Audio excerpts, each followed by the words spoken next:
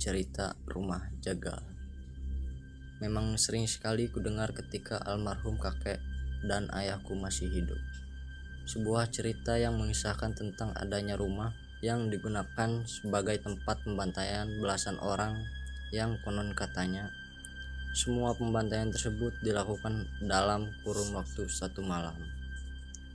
Dan bukan hanya sekali. Dulu aku sangat sering mendengarkan cerita ini ketika kakek sedang duduk bersamaku ataupun dalam keadaan tertentu.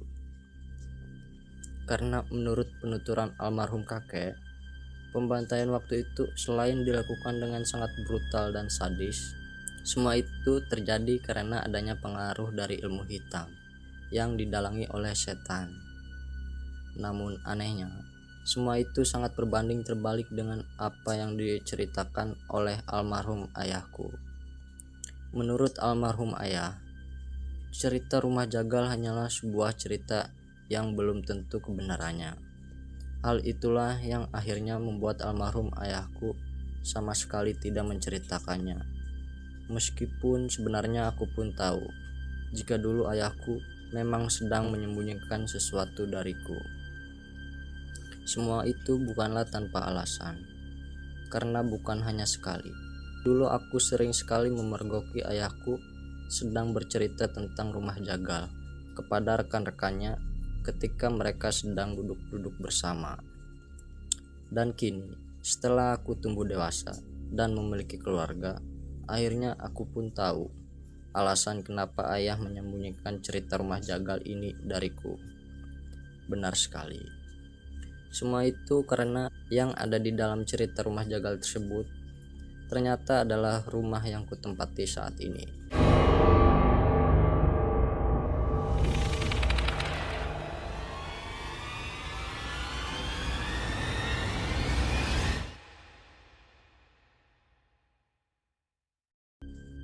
Perkenalkan, namaku Arya dan istriku Maya. Kami berdua adalah sepasang suami istri yang tinggal di rumah yang bisa dikatakan jauh dari pemukiman warga. Tinggal di sebuah rumah yang jauh dari pemukiman bagiku tidak menjadi masalah, karena aku pun tahu rumah yang kutempati saat itu adalah rumah peninggalan dari orang tuaku. Tapi sayangnya, keadaan yang awalnya baik-baik saja, semuanya tiba-tiba berubah menjadi tidak terduga sejak lahirnya anak pertamaku. Masih sangat teringat jelas di kepalaku. Malam itu adalah tepat 7 hari setelah istriku melahirkan putra pertamaku. Aku yang biasanya selalu bergadang di setiap malam, waktu itu harus segera tidur karena kelelahan. Setelah seharian ikut membantu istriku merawat buah hatiku.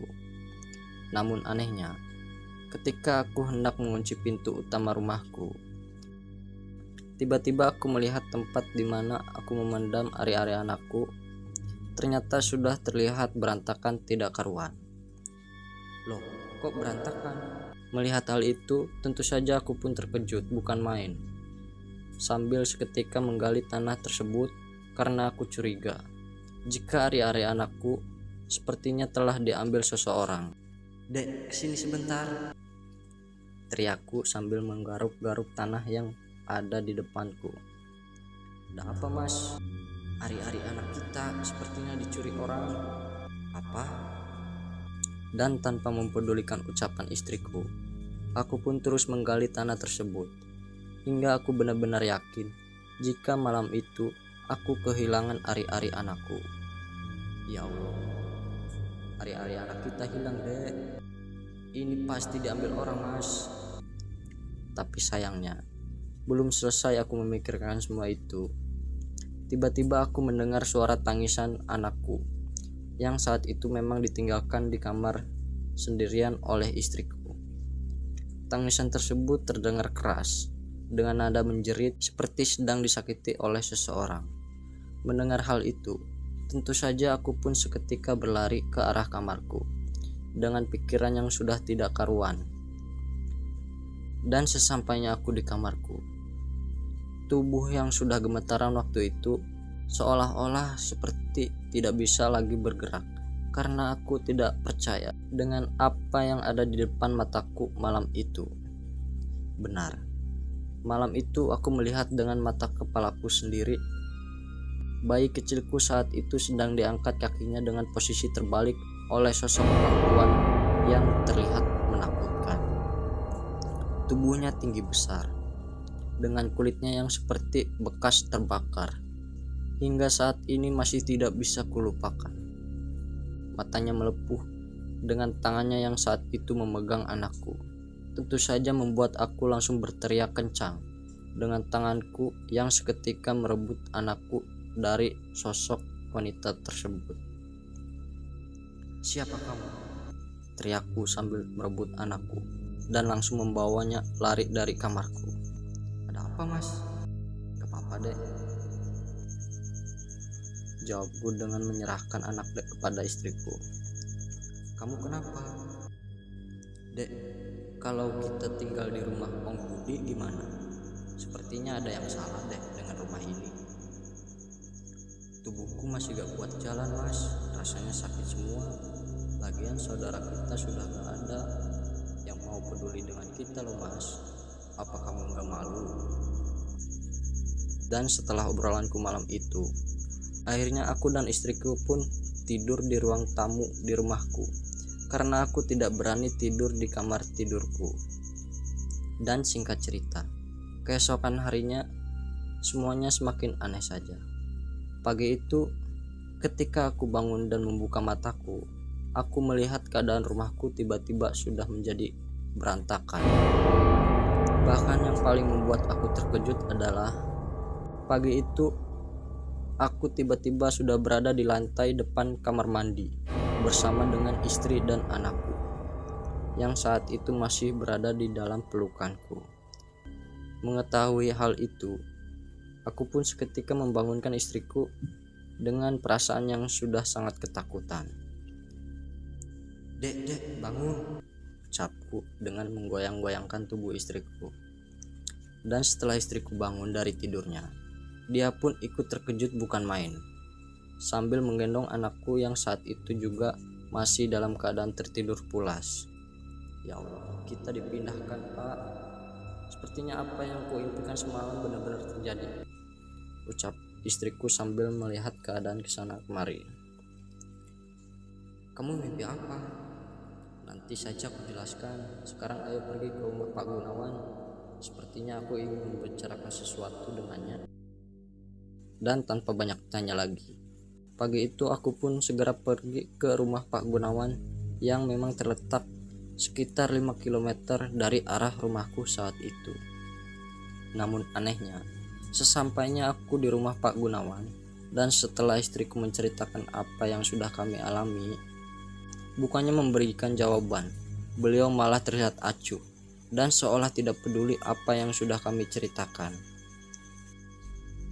"Aku tidak tahu apa yang kalian maksud dan kenapa kalian menceritakan ini semua kepadaku. Aku tidak punya hubungan apapun dengan keluargamu. Tadi malam, aku bermimpi melihat ada bapak di rumahku." "Maksudnya?" "Tolong Pak, bantu kami. Jangan pura-pura gak tahu. Aku sudah tahu semuanya." Mendengar hal itu, Pak Gunawan seketika berdiri dan menyuruhku untuk segera pergi dari rumahnya. Dengan dalih beliau yang hendak pergi bekerja. "Maaf, kalian salah orang. Sekarang kalian pergi saja.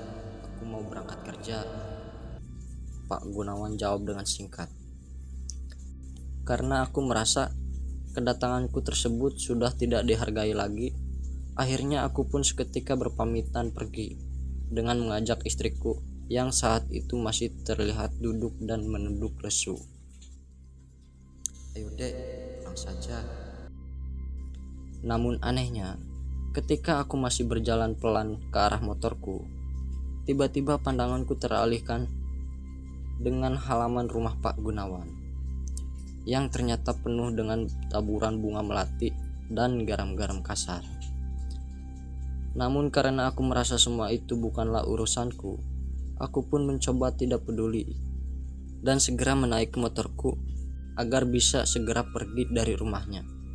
Namun anehnya, ketika aku masih menunggu istriku menyusulku, tiba-tiba Pak Gunawan berteriak dari dalam rumahnya, seolah sedang memperingatkan sesuatu dengan bahasa Jawa halusnya. Nyalakan dupa di setiap sudut rumahmu. Jangan lupa bawang buat bayimu. Dan jangan lupa setiap hari bikin sesajen, letakkan tepat di pintu belakang rumahmu. Teriak Pak Gunawan sambil menatap ke arahku dan ke arah istriku. Karena aku masih kesal dengan perlakuan Pak Gunawan terhadapku, waktu itu aku hanya bisa diam sambil terus mengarahkan motorku ke jalan utama dan segera pergi dari rumahnya tanpa mempedulikan semua perkataannya. Kamu sebenarnya mimpi apa sih, Dek? Mas, apa kamu ingat cerita tentang rumah jagal yang sering kamu ceritakan kepadaku? Iya, kenapa? Rumah yang ada di dalam ceritamu itu sebenarnya rumah kita, Mas. Maksudnya apa? Rumah jagal yang sering kamu ceritakan kepadaku. Sebenarnya aku sudah tahu kenyataan itu dari dulu. Dulu sebelum ayahmu meninggal, ayahmu sempat menceritakan hal ini kepadaku. Namun karena aku dilarang untuk menceritakan kebenarannya kepadamu, akhirnya aku hanya bisa diam dan berpura-pura tidak tahu setiap kamu menceritakan tentang cerita rumah jagal itu kepadaku. Mendengar hal itu, tubuhku seketika lemas dengan perasaan yang sudah tidak bisa lagi kujelaskan. Bingung, takut, dan kesal saat itu bercampur menjadi satu. Kemarin malam, aku bermimpi bertemu dengan ayahmu. Beliau terlihat lesu sambil berpesan agar aku segera menemui Pak Gunawan. Kata ayahmu, setelah kelahiran anak kita, bakal ada bencana yang akan menimpa keluarga kita. Makan disuapin, mandi dimandiin, tidur ditemani, dan mati dianterin. Semua itu adalah kata-kata ayahmu yang kulihat di dalam mimpiku. Makan disuapin, mandi dimandiin, tidur ditemenin, dan mati dianterin. Itu maksudnya apa? Nah itu, aku tadi mau nanyain hal itu ke Pak Gunawan. Pak Gunawannya malah gak mau. Soalnya kata-kata itu semalam kulihat diulang-ulang terus sama ayahmu. Mendengar hal itu, aku pun seketika diam sambil kembali menjalankan motorku dengan pikiran yang mulai berantakan. Dan sesampainya aku di rumah, aku pun segera mengeluarkan semua perabotan bayiku agar dia tidak lagi tidur di dalam kamar tidurku. Mulai sekarang, kita tidak tidur di kamar lagi. Kita tidur di sini, di ruang tamu ini, sampai keadaan sudah benar-benar aman. Ya Mas, terus bagaimana tentang sajen kata Pak Gunawan tadi? Apa aku buatnya sekarang saja?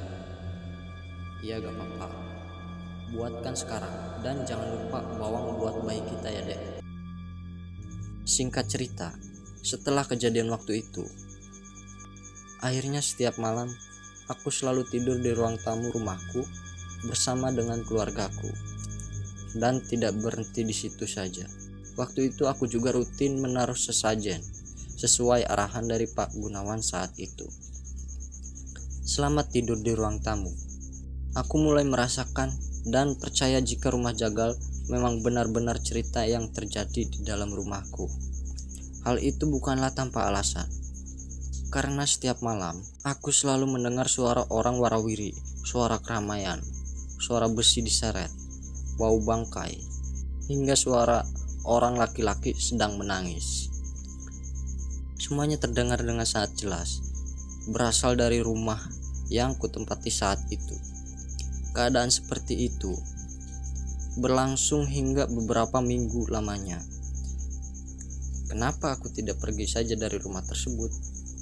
Ya, selain aku sudah tidak punya rumah lagi, banyak masalah dari keluargaku dan keluarga istriku yang mungkin tidak bisa kuceritakan di sini. Hal itu yang akhirnya memaksaku untuk tetap menetap di rumah ini. Meskipun aku pun tahu jika sebenarnya banyak bahaya yang bisa mengancam keluargaku. Dan singkat cerita, aku pun mulai berpikir jika semuanya harus segera diakhiri. Mas, apa kamu gak capek hidup kayak gini? Bagaimana kalau kita jual saja rumah ini, terus beli lagi rumah baru di tengah kota? Kalau kita benerin dulu gimana? Sahutku, dengan diiringi lampu rumah yang waktu itu tiba-tiba mati. Waduh, mati lagi. Sambil menatap ke arah lampu rumahku, yang saat itu memang sudah beberapa kali tiba-tiba mati sendiri. Lampu di rumah ini kok aneh ya mas? Gak ada satupun yang kuat bertahan lama. Semuanya hanya bisa bertahan 1-2 hari saja. Jangan-jangan ada yang konsletnya mas? Walah dek, aku sudah cek semua aliran listrik di rumah ini dan semuanya baik-baik saja. Gak ada yang salah sama sekali. Sepertinya rumah ini memang benar-benar sudah tidak bisa ditempati lagi. Kita pindah saja wes ya. Aku sudah gak ngurus lagi kata orang. Tapi untuk sekarang, sementara kita tidur gelap-gelapan gak apa-apa kan? Stok bolham lampuku sudah habis, ucapku sambil memeluk istri dan anakku. Iya mas. Namun sayangnya, belum lama aku dan istriku memejamkan mata. Malam itu tiba-tiba aku mendengar suara lompatan yang terdengar semakin lama semakin mendekat. Suara lompatan tersebut terdengar dari arah dapur yang sepertinya menuju ke arahku dan ke arah istriku.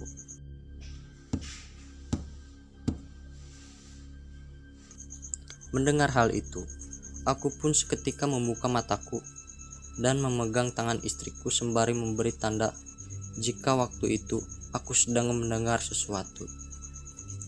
Dan setelah beberapa saat, aku membuka mataku. Tiba-tiba pandanganku teralihkan dengan adanya sosok pocong tinggi yang berdiri tepat di belakang tempat istriku tidur saat itu. Sosok tersebut lebih tinggi dari ukuran manusia biasa, dengan kain kafannya yang sepertinya juga terlihat acak-acakan, tidak seperti seharusnya. Dan tidak hanya itu, pandanganku saat itu juga teralihkan ke arah sudut lainnya yang di situ juga terlihat ternyata ada pocong lain juga yang tidak memiliki kaki. Bahkan dari sudut-sudut lain, aku juga melihat sekelebatan adanya sosok kakek-kakek yang terlihat sedang duduk di meja makanku, ditambah dengan adanya sosok anak kecil yang sedang berlari-larian ke arah dapur di kamar tidurku. Malam itu di dalam rumahku, aku benar-benar melihat banyak sekali setan yang seolah sedang mengelilingiku. Mengetahui hal itu, aku pun seketika terkejut bukan main. Mataku terbelalak dengan mulutku yang rasanya sudah tidak lagi bisa berteriak.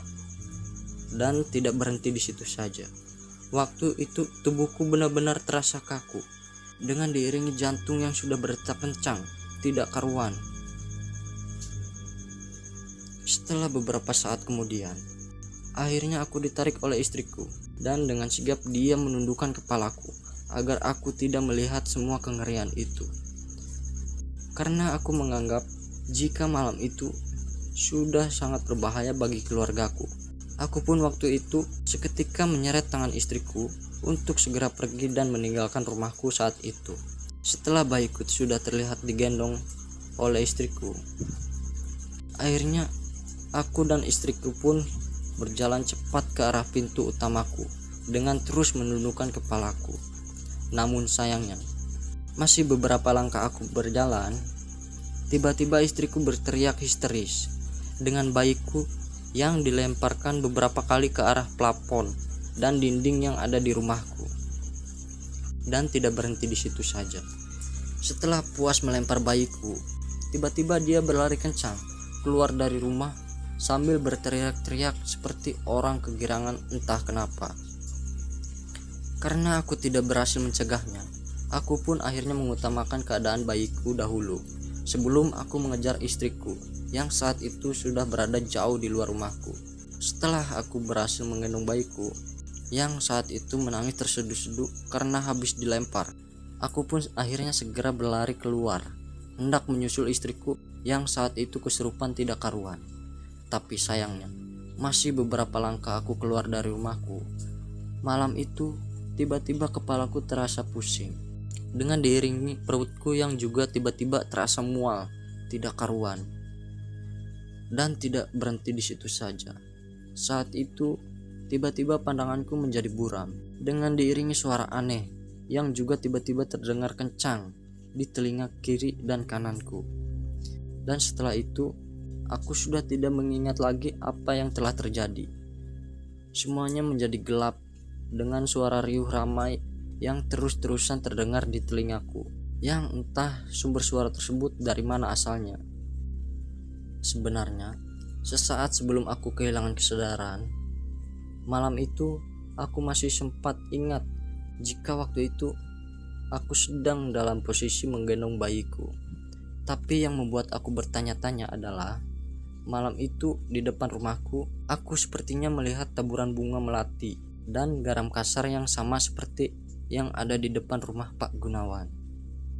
Namun karena aku sudah tidak kuat lagi menahan rasa sakit yang tiba-tiba ada, akhirnya malam itu aku pun lupa segalanya. Istriku hilang entah kemana, keadaan bayiku juga bagaimana, dan aku ini kenapa. Malam itu aku tidak tahu, karena aku sudah tidak kuat lagi berbuat apa-apa. Dan singkat cerita, aku sadar setelah 2 hari lamanya. Aku terbangun, tiba-tiba sudah berada di rumah Pak Warno, yang ku tahu beliau adalah tetanggaku yang letak rumahnya sekitar 400 meter dari rumahku. Ketika aku bangun saat itu, tubuhku rasanya sakit semua, seperti habis ditusuk-tusuk, dengan banyak luka di bagian tangan dan kaki. Dan tidak hanya itu, waktu itu kepalaku juga sudah dibalut dengan kain, karena sepertinya aku telah mengalami banyak sekali benturan. "Pak, istri dan anakku di mana?" ucapku saat itu, karena aku tidak melihat adanya istri dan anakku di rumah Pak Warno saat itu. "Tenang mas, tenang. Mbak Maya dibawa ke puskesmas mas, sama Pak RT. Di paha dan di punggung sobek seperti habis ketusuk benda tajam. Mungkin Mbak Maya ketusuk ranting kayu yang lancip. Soalnya Mas Arya dan Mbak Maya ini kemarin kesurupan beberapa jam, tak ada yang menolong. Kemarin Mas Antok yang menemui Mbak Maya di daerah sawah Pak Wahyudi mas. Mbak Maya waktu itu sedang berguling-guling di ladang padi sambil memakan ayam hidup milik Pak Wahyudi. Kalau mas sendiri, saya temukan di belakang rumahku ini mas." "Anak saya di mana Pak?" "Anak Mas Arya juga dibawa ke puskesmas, banyak luka lebam di seluruh tubuhnya mas." Dan singkat cerita, setelah aku sadar di siang itu, akhirnya aku pun menyusul istri dan anakku yang berada di puskesmas. Sesampainya di puskesmas, waktu itu aku seketika memeluk istriku dan melihat anakku yang saat itu masih terus-terusan menangis. Dan singkat cerita, setelah keadaanku dan keadaan semua keluargaku sudah sedikit membaik, aku pun dijemput oleh Pak Gunawan dan diajak untuk tinggal sementara di rumahnya, karena menurut Pak Gunawan, rumah yang kutempati saat itu sudah benar-benar tidak aman. Selama tinggal bersama Pak Gunawan, aku terus mengorek informasi tentang apa yang sebenarnya pernah terjadi di rumah peninggalan ayahku itu. Dan ternyata semua memang benar adanya. Semua cerita tentang rumah itu memang benar. Dulu di rumahku dikenal sebagai rumah jagal karena digunakan sebagai tempat menyembelih orang. Aku juga diberitahu oleh ayahku, meskipun sebenarnya aku tidak tahu pasti apakah cerita itu benar-benar ada. Tapi setelah melihat semua kenyataan ini, aku percaya jika semua itu benar-benar ada. Dulu ketika kamu baru lahir, ayahmu dan ibumu juga kesurupan hebat, tapi karena kakekmu orang sakti, jadi bisa dengan mudah diatasi. Terus sekarang aku harus bagaimana, Pak? Mending biarkan saja rumah itu kosong untuk sementara. Rasanya terlalu berbahaya jika harus memaksakan tinggal di rumah tersebut, karena kita juga tidak tahu seberapa banyak penghuninya.